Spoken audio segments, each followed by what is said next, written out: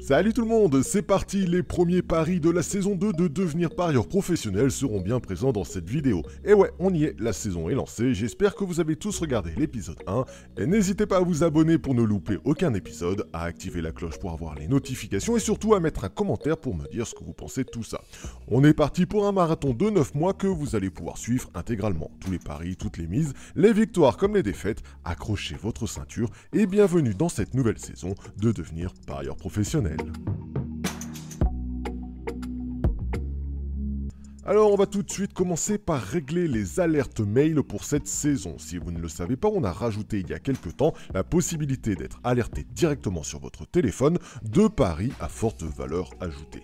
L'idée est simple, vous définissez des conditions d'alerte, on va voir ça ensemble dans quelques secondes, et vous recevez un mail quand vos conditions d'alerte se produisent. Il vous suffit alors d'avoir votre boîte mail sur votre téléphone avec une notification de réception de mail, pour être donc directement alerté quand un pari arrive. Pour ceux qui ont le pack expert BetSport, vous allez dans la rubrique Mon compte et vous aurez accès à plusieurs types d'alertes.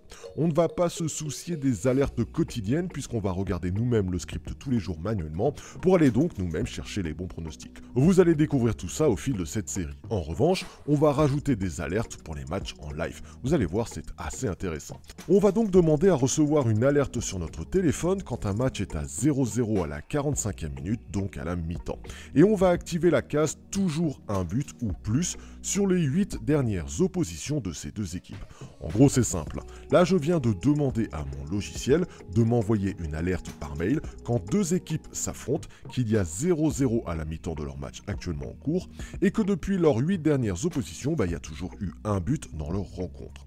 Si par exemple le PSG affronte Monaco et que ça fait 8 PSG Monaco consécutifs, qu'il y a toujours eu un but et qu'il y a donc actuellement 0-0 à la mi-temps, je recevrai une alerte sur mon téléphone pour me dire que cette situation est en train de se produire et qu'elle n'est donc pas normale.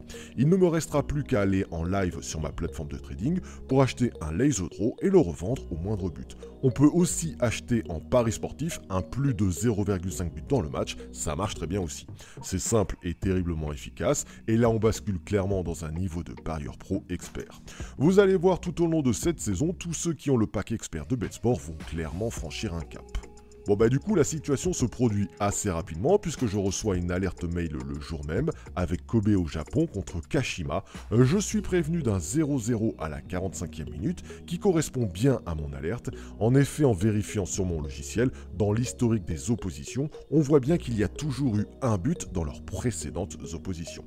D'ailleurs, si j'ai un conseil à vous donner, c'est plutôt de mettre la barre des oppositions à 10 matchs. Moi, je l'ai mise à 8, mais 10, c'est très bien aussi. Disons que plus vous allez resserrer la vis, plus vous aurez des pronostics fiables, donc n'hésitez pas à créer des alertes ultra rares, mais terriblement efficaces.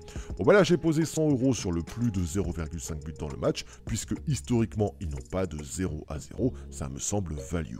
Le but arrive à la 79e minute, me faisant donc gagner 31 € net et lançant ainsi ma saison. J'insiste assez lourdement sur ce genre de pari live avec alerte, il vaut mieux en avoir moins mais de bonne qualité, plutôt que de faire des alertes tous les jours et de placer pas mal de paris foireux. On ne parlera pas dans cette série de la rentabilité à long terme sur ce genre de paris car c'est plutôt un coaching réservé à mes élèves experts, mais vous devez absolument savoir reconnaître les paris value de ceux qui ne le sont pas. Les alertes par mail ne suffisent pas, disons que ça va clairement vous aider, ça c'est indéniable, mais que même en mettant une alerte par mail, vous devez quand même regarder un peu ce qui se passe en live. Est-ce que ça joue? Est-ce qu'il y a des tirs? Etc. etc. Et j'ai reçu le même jour une autre alerte par mail à 14h46 pour le match avec Inter-Turcu, un joli 0-0 à la mi-temps qui correspond donc bien à mon alerte, alors que historiquement entre les deux équipes, il n'y a jamais eu 0-0 sur leurs 10 dernières oppositions. Je place donc une mise de 100 € sur le over 0,5 but dans le match, coté à 1,35. Là aussi, j'ai tout filmé par souci de transparence. Et le but arrive donc quelques minutes plus tard, à la 72e minute, me faisant ainsi gagner 35 € net. Il y a donc eu 11 fois sur 11 matchs un but dans leur opposition de ces deux clubs. Le 0-0 à la mi-temps coté à 1,35 était donc value. Si je gagne ce pari 9 fois sur 11, je gagne donc 9 fois 35 € net, donc 315 €, et je perds 2 fois ma mise de 100 €, je reste donc très largement rentable. Ce type de pari est value si mon pourcentage de réussite est supérieur à 74%. Là il se trouve que j'ai 100%, mais clairement ça ne va pas durer. Je vais perdre quelques paris, On le verra sûrement dans les prochains épisodes. C'est inéluctable et il vous faut une gestion de bankroll irréprochable pour absorber cette variance. Bon, de manière générale, vous devez apprendre à configurer vos alertes mail pour qu'elles soient efficaces. Et surtout, j'insiste assez lourdement, même avec des alertes mail, ne jouez pas tout et n'importe quoi. Regardez bien ce qui se passe en live. Est-ce que ça joue? Est-ce que vous êtes sur un match foireux digne de la Ligue 2 française? Bon, de toute façon, tout ça viendra avec le temps et l'expérience. Concernant les sports US, comme je vous l'ai annoncé dans l'épisode 1, je vais suivre la totalité des pronostics de Fred avec une mise fixe de 60 €. J'avais fait toute la saison dernière avec des mises fixes de 30 €, je double cette année, on verra si c'est une bonne idée. Bon, dans tous les cas, je me donne le droit de changer cette décision en cours de saison. Bon, la NBA et la NHL, il va falloir attendre octobre-novembre avant d'avoir des paris à jouer. On se focalise donc exclusivement sur la MLB actuellement, donc le baseball. Je n'y connais absolument rien. Je vais donc suivre à la lettre les pronostics de Fred, mon expert des sports US. Et par souci de transparence, on va donc débuter les paris la même semaine à laquelle j'ai débuté les pronostics foot, à savoir le week-end du 20 août.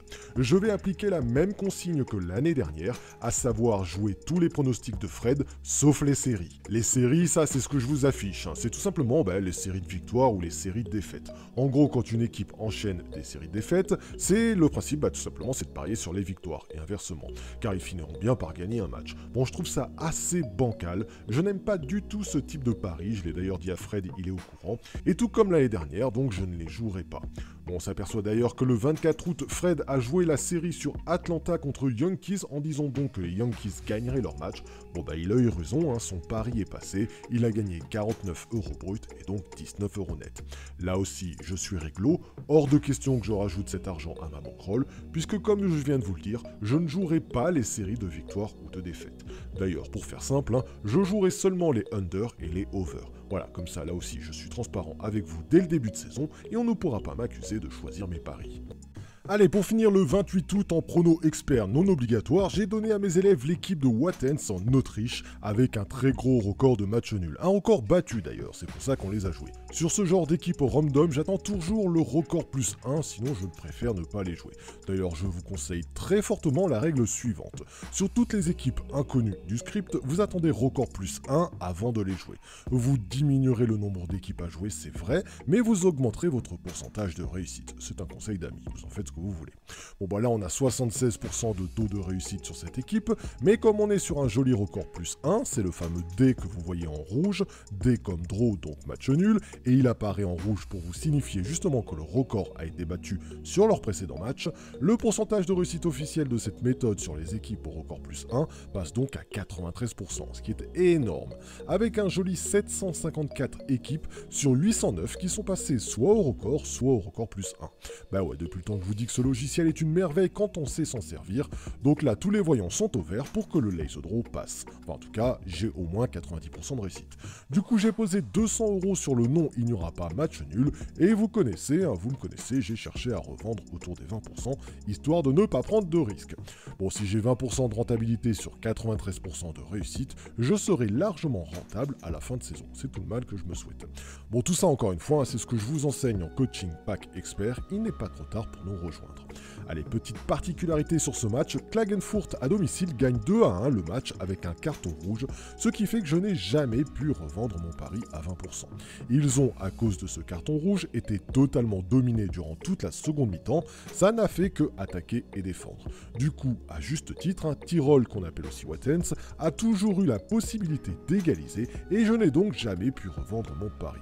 Bon, le match se termine en 2-1, Klagenfurt a tenu le coup, mon pari passe, j'avoue, j'ai stressé, c'est vrai, mais c'est passé, et je rajoute du coup 57 € net de gain à ma bankroll.